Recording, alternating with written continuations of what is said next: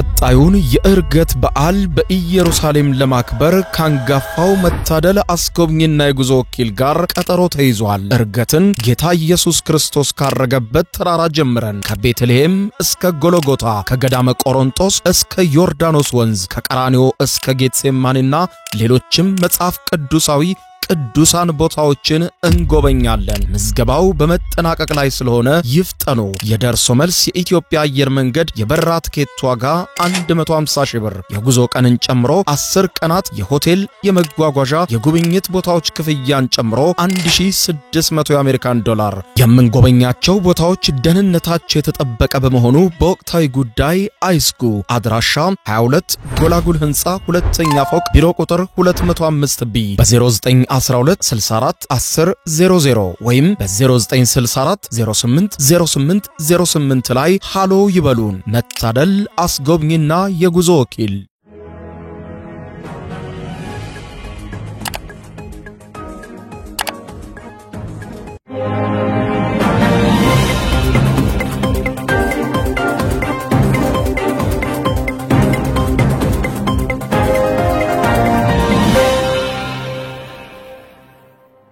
ተናስተልኝ ክብራትና ክብራን የዩቲዩብ ቻናል ቤተሰቦች የሰዓቱን አጫጭር 3 መረጃዎች ይዤ ቀርቤያለሁ። የክርስትና እምነት ተከታይ ለሆናችሁ ክብራን የዩቲዩብ ቻናል ቤተሰቦች በሙሉ እንኳን ለብርሃነ ትንሣኤው በሰላም አደረሳችሁ። በዓሉ የሰላምና የጤና እንዲሆንላችሁ ተመኘው። ወደ መረጃዎቹ ስናቀና ከምታደምጧቸው 3 መረጃዎች መካከል በቀዳሚነት በኢትዮጵያና በኤርትራ መካከል ያለው የጦርነት ዝግጅት አሁንም እንደቀጠለ መሆኑ ስጋት በከፍተኛ ሁኔታ ማጥላቱን የጠቀሰ አንድ የአውሮፓ ተቋም የአውሮፓ ሀገራት ይበልጥም ጣሊያን ለሁለቱም ሀገራት ቅርብ በመሆኗ በፍጥነት ሁኔታውን እንድታስቆም ጥሪ ቀርቧል። ሁኔታውን በተመለከተ የማስደምጣችሁ መረጃ ይኖራል። በሌላ በኩል በቀጠለው የቻይናና የአሜሪካ የንግድ ጦርነት ትራምፕ ባልተጠበቀ መልኩ በቻይና መርከቦች ላይ እርምጃ እንደሚወስዱ ገልጸዋል። የሚወስዱት እርምጃ ምን አይነት እርምጃ ነው? ቻይናን ያስደነገጠ የተባለውና የአሜሪካ ኩባንያዎችን የሚያስቆጣው የትራምፕ በቻይና መርከቦች ላይ የጣሉት ውሳኔ ምንድነው? ታደምጡታላችሁ። የኢራንና የአሜሪካም ጉዳይ ሌላኛው የምንመለከተው ጉዳይ ይሆናል። እስከ ፍጻሜ ቆዩ። ዝርዝር መረጃውን አድምጡ ግብዣይ ነው። ወደ መረጃዎቹ አለፍኩ። አብረን እንከታተለው። በቅድሚያም ኢትዮጵያና ኤርትራ ወደ ሌላ ዙር ግጭት እንዳያመሩ የአውሮፓ ሀገራት ኃላፊነታቸውን እንዲወጡ ዓለም አቀፍ ጥሪ መቅረቡ ተሰማ። በኢትዮጵያና ኤርትራ መካከል ቀጥሏል በተባለው ውጥረት ሁለቱም ሀገራት ወደ ግጭት እንዳያመሩ የአውሮፓ ሀገራት በተለይም የጣሊያን መንግስት ግንባር ቀደም ሚና ይጫወት ሲል ጥሪ መቅረቡ የተሰማ ሲሆን ዩሮፒያን ካውንስል ፎር ፎሬን ሪሌሽንስ ላይ በቀረበው ሰፊ ትንታኔ የሁለቱ ሀገራት ተመልሶ ወደ ግጭት ማምራት አካባቢውን የሚያናጋ የግብጽንም በቀጠናው ላይ ጣልቃ ገብነትን የሚጋብዝ ነው ሲሉ በሱዳን ያለው ቀውስ በቀጠናውና በሁለቱ ሀገራት በተቃራኒ መስመር ከሁለቱ የሱዳን ኃይሎች ጋር በወገኑበት በአሁኑ ሁኔታ ወደ ተሟላ ጦርነት ሁኔታው ቢያመራ አደጋው እጅግ ከፍተኛ ስለመሆኑ በማሳሰብ ግብጽ በህዳሴው ግድብ ሳቢያ ከኢትዮጵያ ጋር ባላት ውዝግብ ለኤርትራ መሳሪያ ልታቀብል እንደምትችል በትንታኔው ያስቀመጠው ይሄው ዘገባ ኢራንም ከኤርትራ ነጻነት ጀምሮ ለኤርትራ ባላት ቅርበትና በየመን ሁቲ ኃይሎች ጋር በቀይ ባህር ላይ የሚፈጸመውን የአሜሪካን ጥቃት ለመከላከል የሎጂስቲክ ድጋፍ ለማግኘት ለኤርትራ የጦር መሳሪያ ድጋፍ ልታደርግ እንደምትችል ይጠቅሳል።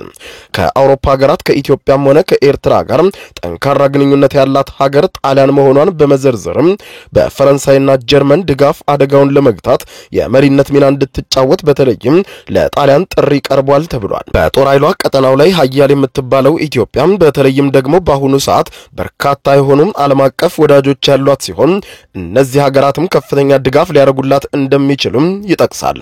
በቀጠናው ላይ የጦር ኃይሏም ካሉት ሀገራት የበለጠ እንደሆነ ያትታል። ኤርትራ የፕሪቶሪያውን ስምምነት አካል ባለመሆኗ በኢትዮጵያ የባህር በር ጥያቄ ምክንያት የተፈጠረው መካረር ሁለቱን ሀገራት ወደ ሰላም የማምጣት ሚና የተጫወቱትን ሳውዲ አረቢያና ዩናይትድ አረብ ኤምሬትስ በሁለቱ ጎራ እንዲቆሙ ማድረጉ ለችግሩ መባባስ የራሱ ሚና እንዳለው በማንሳት ኤርትራ ከግብጽና ከሱዳን ሰራዊት ጋር በመቆም ኢትዮጵያን በአካባቢው ያላትን የበላይነት ለመግታት እየተንቀሳቀሰች ቢሆንም ነገር ግን የመሳካት እድሉ ጠባብ ነው ይላል። ኢትዮጵያ ደግሞ ከተባበሩት አረብ ኤምሬትስ ጋር በመሆን የሱዳን ፈጥኖ ደራሽ የሆነውን በጀነራል ሐምዳን ዳጋሎ የሚመራውን ኃይል እየደገፈች መሆኗን በመጠቆም ጠቆም በዚህ መሃል በኢትዮጵያና ኤርትራ መካከል ጦርነት ቢነሳ ምን ያክል አደገኛ ቀውስ ሊከተል እንደሚችል ከወዲሁ አመልክቶ ቀጠናው ላይ የኢትዮጵያው ጦር ጠንካራ መሆኑን በመጥቀስ የኃይል ሚዛኑ ወደ ኢትዮጵያ ሊያመዝን እንደሚችል ይጠቅሳል። በትግራይ ክልል የነበረው ቀውስና በአማራ ክልል አሁን ያለው ግጭት በሁለቱ ሀገራቱ ዝግብ ላይ ያለው ሚና በሚመለከትም በዚህ ረገድ አወዛጋቢ አካባቢዎች ያሉ ሁኔታዎችን በሰጥቶ መቀበል መርህ ለመፍታት በሚቻልበት ሁኔታ ላይ የአውሮፓ ህብረት እንዲሰራ ጥሪ ያቀረበው ትንታኔው የአውሮፓ ሀገራት በኢትዮጵያ ኢንቨስትመንት ውስጥ በመሳተፍና በኢትዮጵያ የዕዳ ሽግግር ላይ ተጨማሪ እርምጃ እንዲወሰድ በማድረግ የኢትዮጵያ ማይክሮ ኢኮኖሚ እንዲረጋጋ እንዲያደርጉ የኤርትራ ቱሪዝምን በመደገፍ ለነገሮች መረጋጋት ሀገራቱ የበኩላቸውን እንዲወጡ ጥሪ ማቅረቡንም አመልክቷል። ሁለቱም ሀገራት በየፊናቸው ለጦርነት እየተዘጋጁ እንደሆኑም ይገልጻል። በሌላ ዜና በአሜሪካና ቻይና መካከል በቀጠለው ከፍተኛ የታሪፍ ውዝግብ ፕሬዚደንት ዶናልድ ትራምፕ ነገሩን እያካረረች ነው ባሏት ቻይና ላይ በተለይም እስከዛሬ ባልታየ መልኩ በቻይና የንግድ መርከቦች ላይ እርምጃ ለመውሰድ መዘጋጀታቸውን ይፋ አድርገዋል።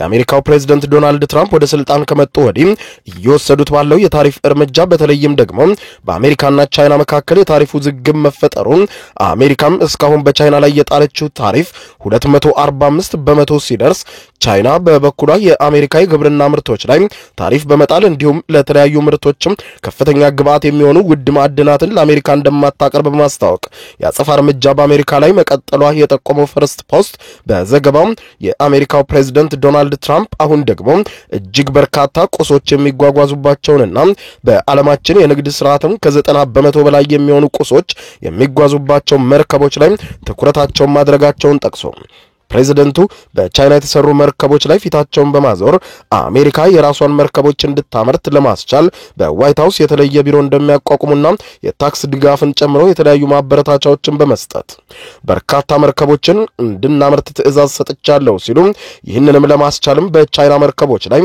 ተጨማሪ የታሪፍ ጥያቄ በመጣል የወደብ ክፍያ አሜሪካ በምትቆጣጠራቸው አካባቢዎች በሙሉ በሚያልፉ የንግድ መርከቦችም የወደብ ክፍያ በሚል ስም ታክስ እንዲጣልባቸው ይህም የቻይና መርከቦችን ከመጠቀም ዘርፉ በአሜሪካ ውስጥ መርከቦችን ወደ ማምረት እንዲገባ የሚያስገድድ ሕግ ሊያጸድቁ እንደሆነም ገልጸዋል። ይህ የትራምፕ ውሳኔ የተለያዩ ጥያቄና ተቃውሞች እየተነሱበት ቢሆንም ፕሬዝዳንቱ ወደ አሜሪካ በሚገባ አንድ የቻይና መርከብ ላይ በአንድ ጊዜ እስከ 3.5 ሚሊዮን ዶላር ታሪፍ ለመጣል አቅደው እንደነበር ያስታወሰው ዘገባው ይህም ውሳኔ አሜሪካውያን ከፍተኛ ስጋት ላይ የጣልና እጅግ ከፍተኛ የሆነ የታሪፍ ክፍያ ወደ አሜሪካ የሚገቡ ምርቶች ላይ ከፍተኛ የዋጋ ጭማሪ ሊፈጥር ይችላል በማለት ቢሰጉም ቻይና ይህ ውሳኔ በእጅጉ እንዳስደነገጣት ገልጻለች።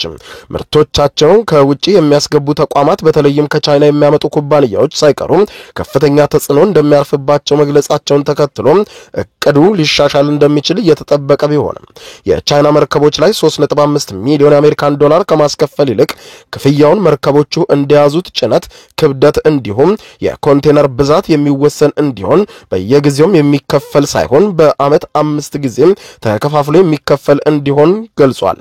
ከዚህ ቀደም ነፃ የነበሩ የአሜሪካ መርከቦች አሁን ከፍተኛ ክፍያ የሚጣልባቸው ሲሆን ይህም ደግሞ ከቻይና የሚመጡ ዕቃዎችን ተፈላጊነታቸውን በእጅጉ የሚያንኮታኩት ያደርገዋል ተብሏል። በተለይም ቻይና እየተወሰደ ባለው የታሪፍ እርምጃ ፋብሪካዎቿ ላይ ከፍተኛ ችግር እየተፈጠረ እንደሆነ ተመልክቷል።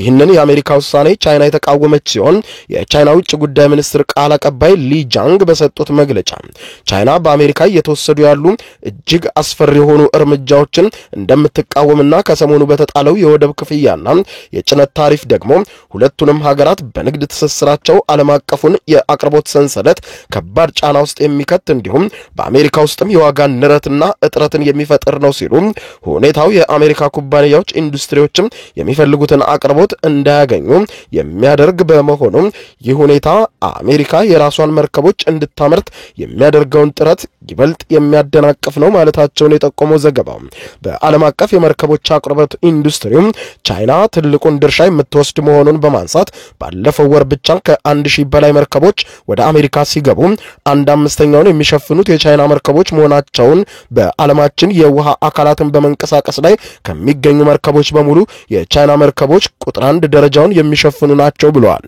አሁን ላይ በቻይና መርከቦች ላይ በአሜሪካ ሊወሰድ የታሰበው እርምጃ እጅግ አደገኛ ነው ሲሉ ውጭ ጉዳይ ሚኒስትሩ አስጠንቅቀዋል።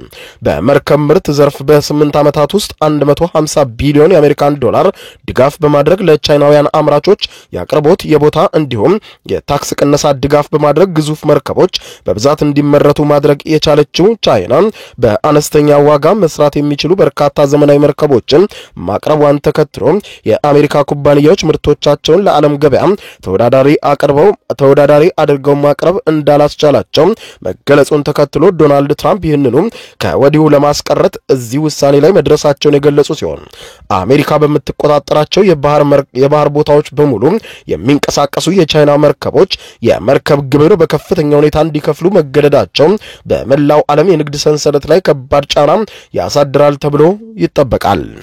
ሌላ ዜና አሜሪካና ኢራን በኒውክሌር የጦር መሳሪያ ጉዳይ በድጋሚ ለውይይት መቀመጣቸው ተሰማ። ከ10 ዓመታት በፊት በአሜሪካና ኢራን በቬና ደርሰውት በነበረውና የጋራ ስምምነት በተባለው የኒውክሌር ስምምነት ኢራን በመርሃ ግብሩ እንዳትቀጥል አሜሪካን በኢራን ላይ የተጣሉ ማዕቀቦችን እንድትቀንስ የሚያስችል እንደነበረ የተገለጸ ቢሆንም የአሜሪካው ፕሬዝዳንት ዶናልድ ትራምፕ ከስምምነቱ አሜሪካ እንድትወጣ ማድረጋቸው የሚታወስ ሲሆን የአሜሪካ ከስምምነቱ መውጣትን ተከትሎ ሀገራቱ ሲወቃቀሱና ሲወነጃጀሉ የቆዩ ቢሆንም በዝምታ ባለፉት ዓመታት ውስጥ ግን ኢራን አደገኛ የሆነውን አቶሚክ ፈንጂ ለመስራት የሚያስችላትን የዩራኒየም ክምችት ለማግኘት እየተቃረበች መሆኑ ሲገለጽ መቆየቱን የጠቆመው ፈርስት ፖስት በትንታኔው ዶናልድ ትራምፕ በድጋሚ ወደ ስልጣን ከመጡ በኋላ ሁለቱ ሀገራት በድጋሚ ለውይይት መቅረባቸውንና በኦማን የመጀመሪያው ዙር ውይይት መደረጉን ጠቅሶ በመጀመሪያው ዙር ውይይትም ይህ ነው የሚባል የተገኘ ውጤት ባይኖርም ሁለቱም አካላት ግን ከግማሽ ክፍለ ዘመን በኋላ አቋማቸውን ግልጽ አድርገው በሰላም የተወያዩበት መድረክ እንደነበረ የተገለጸ ሲሆን ወደ መግባባት ለመሄድ የመጀመሪያው ምዕራፍ በድል መጠናቀቁም በወቅቱ ሁለቱም ሀገራት በየበኩላቸው ጠቅሰው ነበር። ኢራን የኒውክሌር የጦር መሳሪያ ሊኖራት እንደማይችል ኢራን የዩራኒየምን ማበልጸግ እንድታቆም ብሎም ለዚህ ለአሜሪካ ማረጋገጫ እንድትሰጥና አሜሪካም በየጊዜው ይህንን በቅርበት መከታተል እንድትችል እድል የሚሰጥ መሆኑን ጠቅሶ ራሳቸው ዶናልድ ትራምፕ በእኛ በኩል ጥያቄያችን ቀላል ነው፣ የኢራንን ኢንዱስትሪ ወይም መሬት እንውሰድ አላልንም፣ ነገር ግን የኒውክሌር የጦር መሳሪያ ኢራን ሊኖራትና ልትታጠቅ አንፈቅድላትም ብቻ ነው ጥያቄያችን በማለት ሲገልጹ በኢራን በኩል ደግሞ ዩራኒየም የማበልጸግ መብትና አቅሟ ለድርድር የሚቀርብ አለመሆኑን በማንሳት ነገር ግን ዩራኒየም ማበልጸግ ዓላማው ለምን ጉዳይ ይውላል በሚለው ዙሪያ ማረጋገጫ ለመስጠት ዝግጁ መሆኗን ኢራን አስታውቃለች።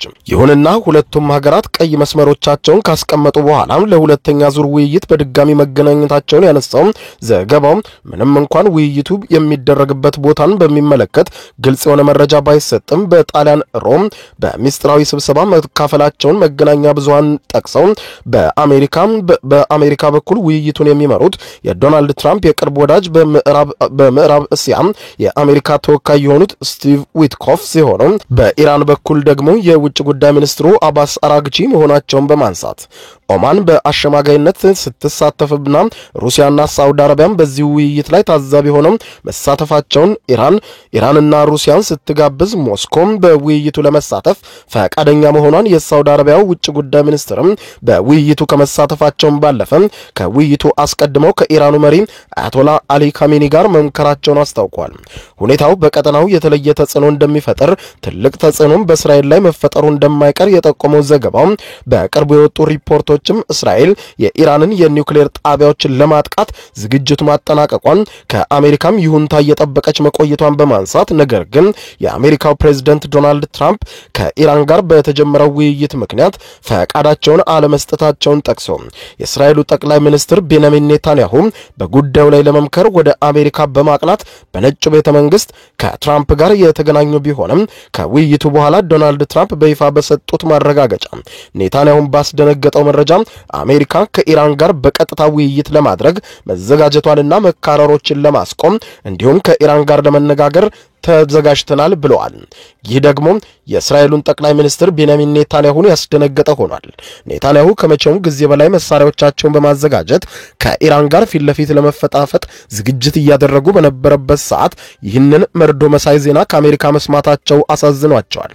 ከዚህም ባሻገር አሜሪካና ኢራን በተወካዮቻቸው በኩል መገናኘታቸው፣ ውይይት መጀመራቸው እስራኤልን በእጅጉ ያበሳጨ ሲሆን ሁለቱም ሀገራት በየፊናቸው እያደረጉት ያለው ውይይት ፍሬ እያፈራ መሆኑን መጥቀሳቸውና መልካም ስብሰባ መሆኑ መናገራቸው ደግሞ እስራኤልን በእጅጉ ያስቆጣ ሆኗል። ከዚህም ባሻገር ለሁለተኛ ዙር ጣሊያን ላይ የተቀጣጠሩት አሜሪካና ኢራን አሁን ላይ ስብሰባውን መጀመራቸው ተነግሯል። ክቡራን አድማጮች ለሰዓቱ ብታደምጧቸው ያልኳቸው አጫጭር መረጃዎች የሰማችኋቸው ናቸው። ከሰዓታት በኋላ በሌላ መረጃ ተመልሰን እስከምንገናኝ በያለንበት የዓለም ዳር ቸር እንቆይ።